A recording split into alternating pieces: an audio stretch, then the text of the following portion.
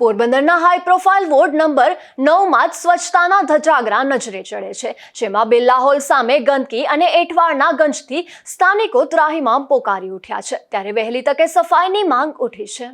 પોરબંદર શહેરમાં સ્વચ્છતા અભિયાનની વાતો વચ્ચે શહેરના પોસ્ટ અને હાઈ પ્રોફાઇલ ગણાતા વિસ્તારોમાં જ પાલિકાની સફાઈ કામગીરીની પોલ ખુલી ગઈ છે, જેમાં વોર્ડ નંબર 9માં આવેલા જાણીતા બિરલા હોલની સામે જ કચરાપેટીની આસપાસ પારાવાર ગંદકી અને એંઠવાડના મોટા ગંજ ખડકાયેલા જોવા મળી રહ્યા છે, જેને કારણે સ્થાનિક રહેવાસીઓ ભારે હાલાકી ભોગવી રહ્યા છે.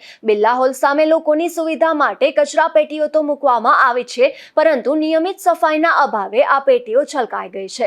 પરિણામે લોકોનો એંઠવાડ અને દુર્ગંધ મારતો કચરો પેટીની બહાર રસ્તા પર રજડી રહ્યો છે.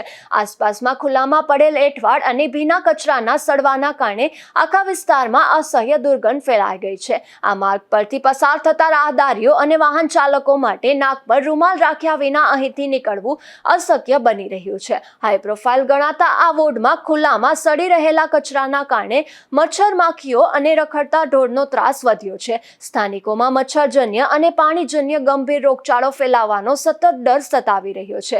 ત્યારે જાગૃત નાગરિકો અને આસપાસના રહીશો દ્વારા મહાનગરપાલિકાના સફાઈ વિભાગ સમક્ષ ઉગ્ર માંગ કરવામાં આવી છે કે આ વિસ્તારમાં સફાઈ કામગીરી નિયમિત અને કડક ધોરણે કરવામાં આવે અને કચરાપેટી અને તેની આસપાસ રઝળતો એંઠવાડ અને કચરો તાત્કાલિક ધોરણે ઉપાડી લેવામાં આવે, તેમજ ગંદકી અને દુર્ગંધને નાથવા તેમજ રોગચાળો અટકાવવા માટે તાકીદે યોગ્ય દવાનો અને જંતુનાશક પાવડરનો છંટકાવ કરવામાં આવે તથા પ્રજાના ટેક્સના નાણાંથી ચાલતા તંત્ર દ્વારા જ્યારે શહેરના આવા વીઆઈપી અને હાઈ પ્રોફાઇલ ગણાતા વોર્ડની જ આવી દયનીય દશા હોય તો સામાન્ય વિસ્તારોની સ્થિતિ કેવી હશે તેવા વેધક સવાલો પણ લોકોમાં ઉઠી રહ્યા છે. હવે જોવું એ રહ્યું કે તંત્ર આ રજૂઆતને ગંભીરતાથી લઈને સત્વરે કોઈ નક્કર કાર્યવાહી કરે છે કે કેમ.